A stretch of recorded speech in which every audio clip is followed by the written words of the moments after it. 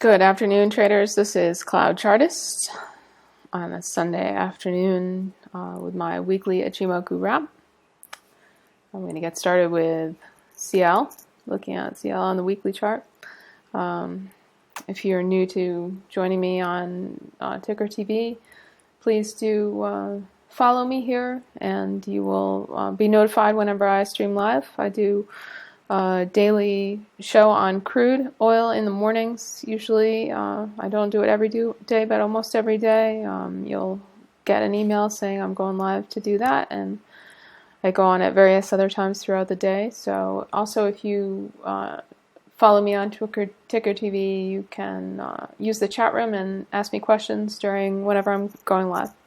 So, and one other note about this broadcast is there's a bug with the software that doesn't allow me to have a cursor, so I'll be using my crosshairs here. Hopefully that will be sorted out soon, but from now on, try to pay attention to where my crosshairs are if I'm highlighting a certain part of the chart. Okay, so looking at crude here on the weekly chart, this is the continuous contract here. We notice that CL has been moving sideways in a very small range for many weeks now. 1, 2, 3, 4, 5, 6, 7, 8, like 10 weeks of sideways action in a maybe $3 to $4 range. Last week it closed once again above the Tenkan Sen. The Tenkan Sen is bull crossed above the Kijun Sen. So this is pretty bullish progress, even though it's going sideways on an overall bearish chart. Whenever price action is below the cloud in Ichimoku, it's considered to be bearish. So the fact that it held the Tenkan Sen once again this week and actually tested slightly below the Tenkan Sen and then closed above it is significant for bulls. Another factor to keep in mind is this red line over here to the left is called the Chikou span. That line represents price time shifted 26 periods into the past. So if you see the Chikou span interacting with various elements over here, it could affect current price over here. Anyway, so the Chikou has made it over the candles. This is also a slightly bullish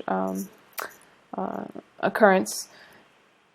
You'll see that the Chikou, despite being over the candles, though, is still under the Tenkan Sen, this blue line here. So if we do get a breakout to the upside on crude, we'll look above for resistance at the Tenkan Sen here at around 68.14.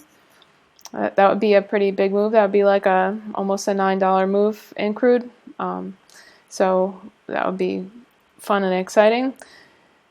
Something, some move is bound to happen eventually, but I can't say that it's going to happen this week. As long as we continue to hold the Tenkan Sen, and the Tenkan Sen is rising at kind of a steep angle, eventually it will continue to rise unless the Tenkan Sen tapers out. And then eventually it will have to deal with running into the cloud, but that's not for quite some time. Like if it continues to go sideways, for instance, it will run into the cloud like in August sometime. All right. So obviously there's quite a lot of resistance at around the $61 level. Hasn't been able to break through that yet. Let's go to the ES.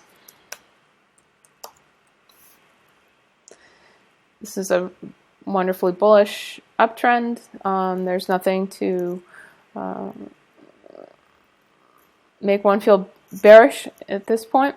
Let me zoom in, make it easier to see.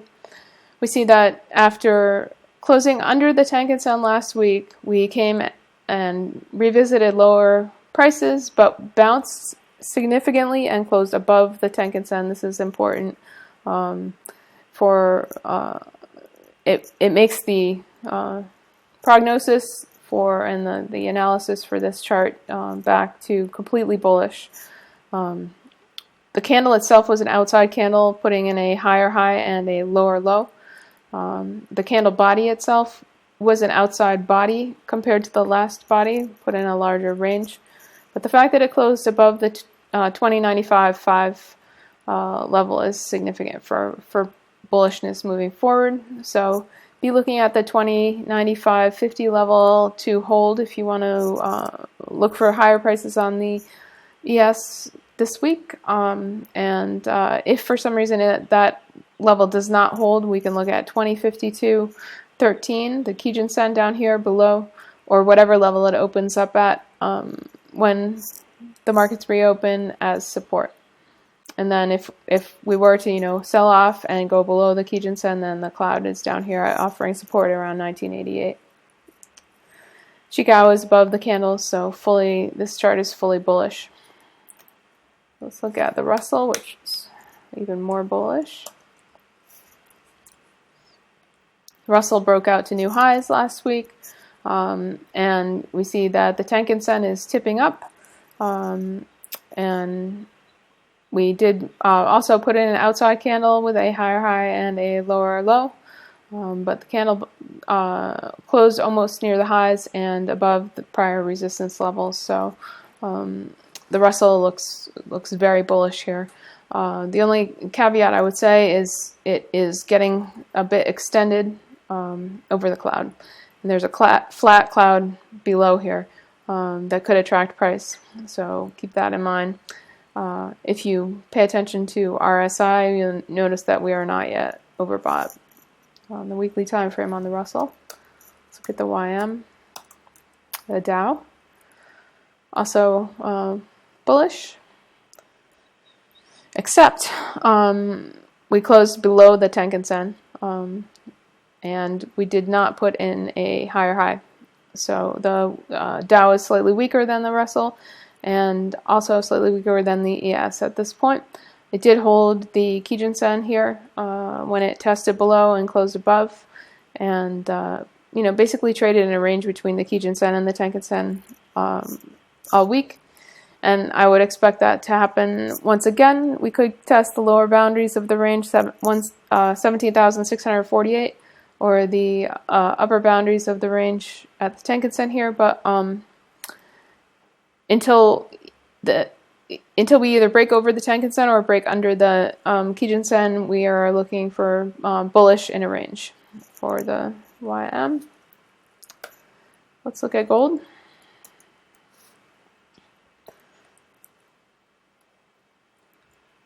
Gold is bearish.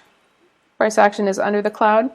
We did get a close above the Tenkan Sen, the flat Tenkan Sen here, so that's a slightly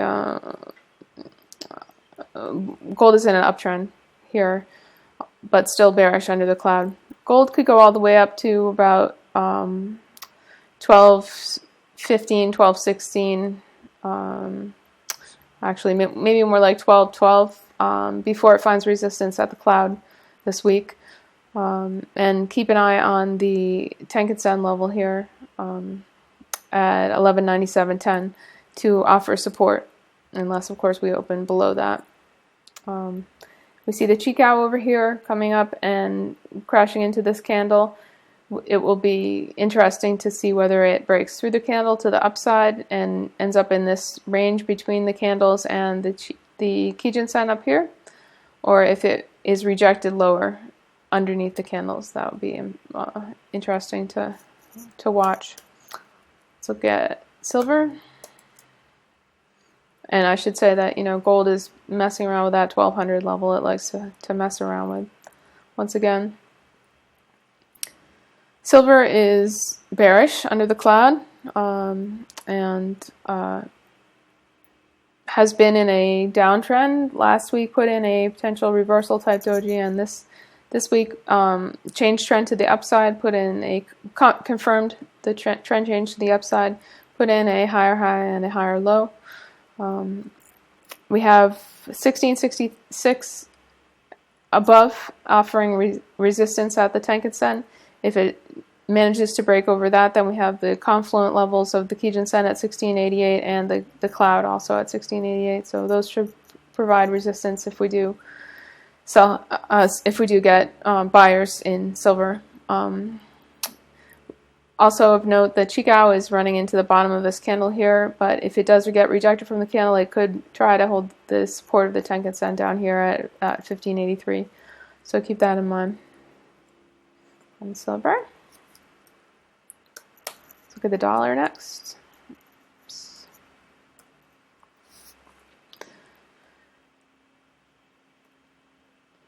The dollar is in a pretty tight range here after being rejected by, it didn't quite get to the Tenkan-sen, but it's rejected by the Tenkan-sen at this point, and also the Kijun-sen. We see how the Kijun-sen is pointing upwards and the Tenkan-sen is pointing downwards. This is what happens before we get a cross. It looks like the Kijun-sen is going to cross over the Tenkan-sen, which is a bear cross in Ichimoku terms.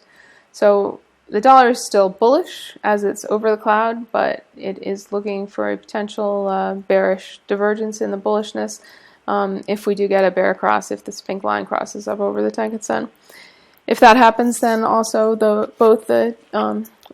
even if it doesn't happen, both the Kijun-sen and the Tenkan-sen will offer resistance to the upside for the dollar. The Chikou is still free and could come all the way down to the candles down here around 91.43 to find support. So if we do get significant selling, we could look at that as a support level below. We could also look at this prior support level of around 93.35, which has been supporting price for quite some time now, hasn't managed to get below that. As we move along in time, we see that the cloud is still rising. So we could sell down significantly and bounce off the cloud and still get higher prices after that. Let's look at some bonds. Interesting difference between the 30-year and the 10-year, you'll see. So last week we put in, or I should say 2 weeks ago, the last time I made a video, that we put in this potential reversal doji, long-legged reversal doji after this very strong bearish candle. Then last week we confirmed the reversal to the upside with a higher high and a higher low, and price closed pretty much near the high. We still have potentially a move higher in the 30-year Treasury bonds. We could be attracted to the flat Kijun-sen above here, which is at 154.19. On this time frame, there's no reason to expect that we won't get to that level. This chart is overall bullish, except that it's under the Kijun-sen and under the Tenkan-sen. But the cloud is rising, so there's no reason not to expect higher prices here.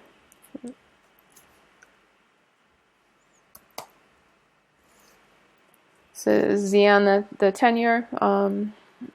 Not a very pretty chart, but has a significant Ichimoku signal in that we, after putting in, similar to the 30-year, we put in a reversal doji and found buyers and put in a very bullish candle and then slammed on the brakes right at the cloud here. So cloud resistance on the weekly time frame is very significant. It's possible that we will not go higher than that for the moment and get rejected from the bottom of the cloud. If we do go higher, we're going to run into the top of the cloud and the Tenkan-sen above. So there's some decent amount of work that the 10-year is going to need to do before it gets back above the cloud into a more bullish scenario. The Tenkan-sen is at 127.040, and then if for some reason the 10-year can get above that, then we have the Kijun-sen, which is flat and may attract price action up at 127.26.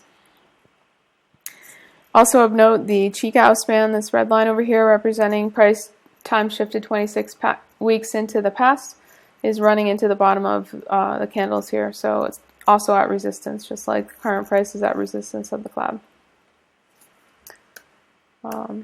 Let's look at coffee. Coffee is still bear flagging underneath the Tenkan-sen. Last week found resistance right at the Tenkan-sen, was unable to get a close above the Tenkan-sen and was rejected lower. Put in a doji showing that there was some buying interest coming in, so it'll be interesting to see what happens next week. It hit this prior support level around 126. and bounced pretty healthily. So the fact that the Tenkan Sen is flat and the Kijun Sen is flat could attract price upwards in a mean reversion type scenario. Also, I've been pointing out that when cloud twists occur and look like this, have this sort of sharp peak, it's oftentimes price can be attracted towards that. So it's important to keep an eye on the 135.40 level for coffee. If we get above that, then we could be attracted towards this arch. But of course, that's not for many weeks. We're talking about the middle of August for that. So just keep it in mind in the bigger picture. Let's look at the euro. So much Greek notice. Let me remove all my drawings. It's important to get a more big picture view, as it's been so choppy in the shorter term. The euro, this is the 6E contract, the euro futures, not the spot contract, I'll point out. So ever since we put this bearish candle in and came up with this reversal candle here, we've been in an uptrend. And last week we ran into the Kijun Sen and found resistance there at 113.77, and we actually closed below the Kijun Sen. So that's important to keep in mind. It might be difficult to get back above 113.77. But we do also have the Tenkan Sen tipping up and the Kijun Sen tipping down, which is, as you might remember from earlier in the video, a sign that we could get a cross, and in this case it would be a bullish cross. Did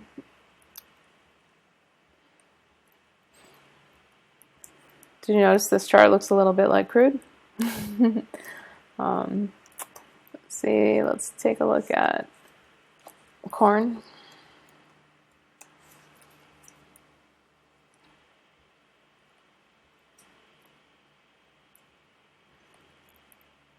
Corn's still moving sideways to lower underneath the cloud. Nothing too exciting here. Let's look at soybeans. Still moving sideways under the cloud, but we do have beans making their way over the Tenkan Sen, which is significant. It could go all the way to 994.38, which is the Kijun Sen, and find resistance there. That's about the same level that the Chikou, this red line over here, is going to run into the Tenkan Sen. Just a little bit, slightly lower, but